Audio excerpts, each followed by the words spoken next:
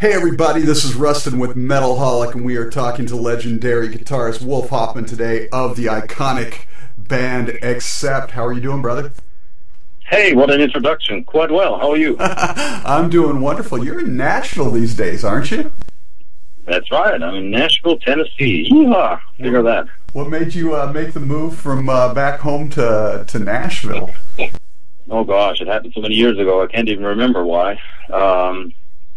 I don't know, man. It's a nice place to live. And we ended up here. The wind blew us towards Nashville, Tennessee. I don't know why, quite honestly. Music City, USA. Absolutely. Even though it's not exactly my kind of music, but, you know, hey, Music City nevertheless. Music everywhere.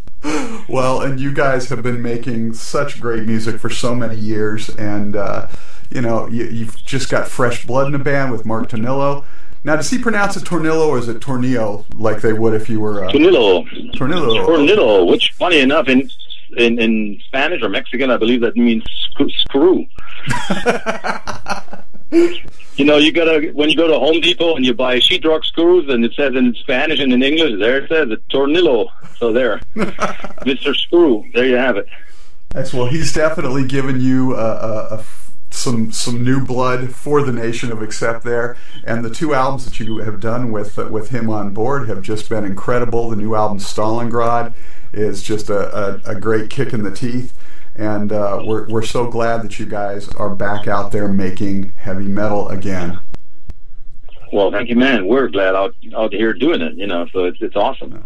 Now, I have to tell you, I'm an old school metalhead, and blasphemous as this is to say, new era Accept is, I think, the best the band's ever been. Have you heard that much, or? Well, yeah, some people say that, and you know, personally, I couldn't agree more because we're having a better time than ever right now. Of course, it's hard to sort of live up to those classic things we did back 20, 30 years ago, but still, I think we're having a better time, and I think we're making some good stuff nowadays. So absolutely, I think there's more. Kind of leave it up to the fans, you know.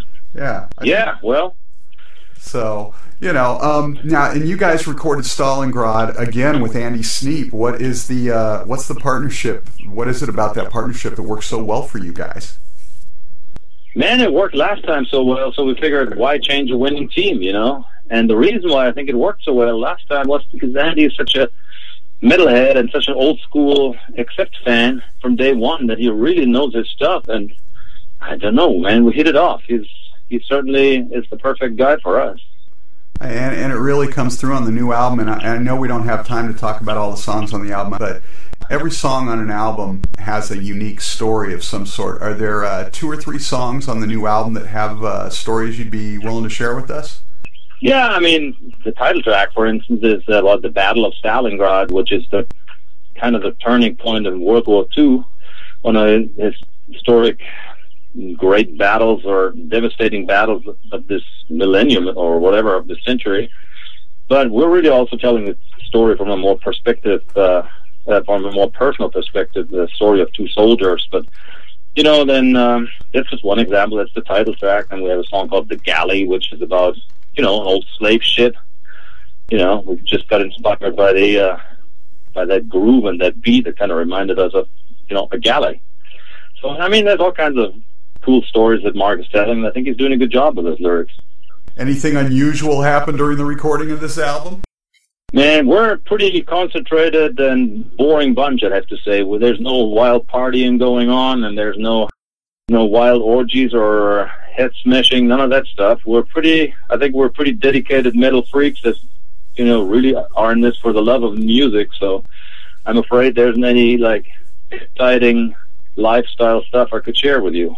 I guess we're just, you know, old school metal freaks, you know. You just never know. Sometimes the building next door burns down, or it seems like every time you record an album, something weird happens, you know. So well, thank God nothing happened. I mean, we're really nothing catastrophic anyhow. Just good stuff happens. Lots of good stuff. Good. Well, now that Mark's in the band, how does the songwriting process in the band work at this point? I'm sure most of it starts with the riff from you. Yeah, like you said it. I mean, it always starts with riffs. I come up with a bunch of stuff. Peter comes up with a bunch of stuff, and then we sit together, Peter and I, and do the first run through and come up with some sort of a basic song concept. which at that point usually has some sort of scratch vocals on it from Peter, because he's actually a pretty good singer. So we'll do it that way, and then once we're happy with what we're hearing there, and once we think it goes into the right direction, then we'll give it to Mark. And at that point, we'll see what happens. Sometimes it just stays exactly the way it is, and sometimes he comes and does his stuff on it, and then changes it again. So it's a lot of back and forth, really. When you come up with riff ideas, is it usually with guitar in hand, or is it usually you're off doing something and you'll get an idea in your head and you'll run and grab the guitar? Oh, interesting question. Yeah, it's always with guitar in hand. But that's just the initial riff kind of stuff, which that is more of a gut thing for me, which I actually need to be having a guitar in my hand, and I just start jamming on something. And sometimes I just record myself do it, listen back to it, because while I'm playing it, I don't sometimes realize it, but, listening back sometimes to your sort of jam session with yourself, you find some interesting stuff. But then later on, when I'm doing my lead stuff, or when I'm trying to add and build the song, then I'm a lot of times just thinking stuff in my head and sort of then just do it without the guitar. Sort of a two-pronged process there. The foundation pretty comes much, with guitar in hand, and the rest of it sort of builds in your mind. Yeah, all these like riffs, even back to Balls to the Wall and all these kind of stuff, that always happens when I just pick up a guitar and just start noodling away, and I go like, ooh, that's kind of cool. I'll keep that. Or not, And you guys are hailed as one of the great power metal bands of all time, or traditional heavy metal, but way back in the beginning when you guys first started out, songs like Fast as a Shark and everything, you guys were sort of considered the forerunners of like speed metal. Does that hold any truth for you? Yeah, I guess so. I mean, we didn't realize it at the time, but yeah, I mean, I guess we did something that hadn't really been done before, that all brutal double bass speed kind of stuff, and we just did it because it felt good, and we had a lot of fun doing it, and we felt like, hey, why not? But we didn't set out with a grandiose idea to start a whole new genre or anything of that nature. We just sort of jammed in the studio one day, and it sort of just happened. It developed. Now you guys are getting ready to team up with your fellow Teutonic Terrors there in Kreator. Their new album's getting ready to come out as well on June 5th. You guys are going to be doing a North American tour. Tell us a little bit about that and what fans can expect from Accept. Well, the name says it all. It's a Teutonic Terror Twin Attack, or whatever it's called. Twin Attack. There, I threw that one in, the twin. Well, no, I guess we're both like bands from Germany, and we've been both doing it a long, long time. And this is our first ever tour with Kreator, so it's really something we look forward to, and I think it's going to be kick-ass. A good dose of German heavy metal, baby. Is there something, because some of the greatest power metal bands of all time, just some of the greatest metal bands, Scorpions, Primal Fear, you got Kreator coming out of there, and new bands like Kiss and Dynamite and everything. Is there something about that area that just sort of brings that out, you feel, or something in the water? Must be. No, I mean, must be something in the water, yeah. I think it's, in our case, man, when I think back, I think we came from this industrial area of Germany, sort of like the Birmingham, which, which is sort of notorious for, being a depressed industrial area in England. In our case, it was the German Ruhr area where there's a lot of steel factories, and I guess somehow that kind of stuff drives you to do heavy metal, because there wasn't a whole lot of other things to do for us as kids, and that's always been my theory. When you sort of live in, say, Hawaii or California, where it's all beautiful, and you don't come up with, Balls to the Wall and Fast as a Shark and that kind of stuff. I think you're too laid back there. But we were just sort of anxious kids, I guess. I don't know, man. And you've written in that Accept formula, if you will, for a long time. Do you feel that with Mark settling into the family that you guys may begin to stretch that envelope a bit? I think so. I think we can write different stuff nowadays, because this voice really has got a lot more versatility, and we really can do, we could do ballads, and we're not ever going to do that, I don't think. We're not really a ballad type band, but I say we could nowadays, because, he's got that capability, and I think we will do a little more melodic stuff here and there and throw that in just to sort of break it up a little bit, because, heavy metal shouldn't be monotonous or boring. So right. And a little pleasant melody here and there has always been one of our trademarks. So I think that really makes for stronger songs nowadays with Mark. And do you feel, after all these years, that you still have something to prove with Accept? Oh, yeah, every time. Every time you're making a record, every time we go on stage, we have something to prove, I believe.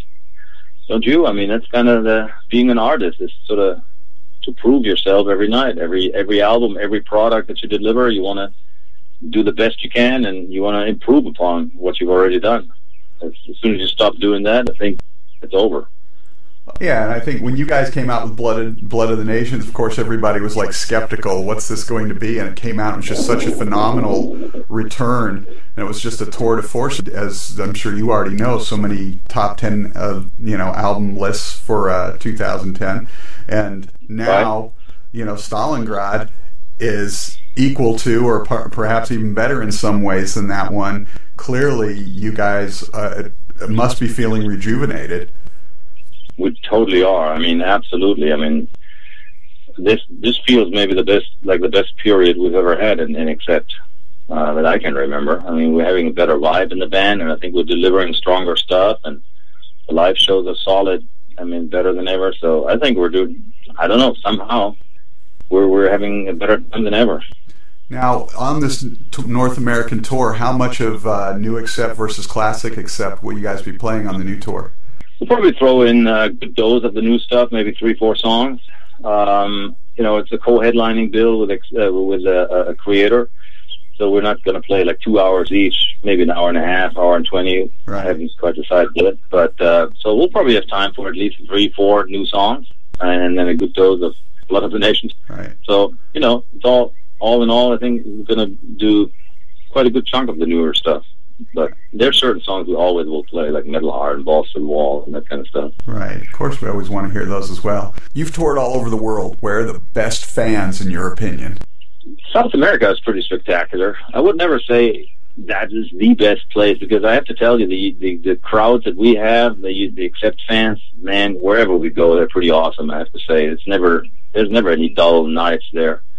So, but something to be said, Argentinian fans, they're a pretty wild bunch. But America is pretty awesome too. I mean, wherever we go, I think we're having a pretty good show, pretty good audience and reaction. So, last question before we get out of here: what was your very first guitar? My very first guitar, man, that was a really funky, no-name piece of junk from a department store that had been previously spray painted over several times, including all the electronic controls. So it was like gunked up to unbelievable. You could hardly play that thing. It was probably, I would say, a $30 guitar. Pretty awful. Awesome. Well, thanks so much for taking the time. Take care, brother. Take care. Bye.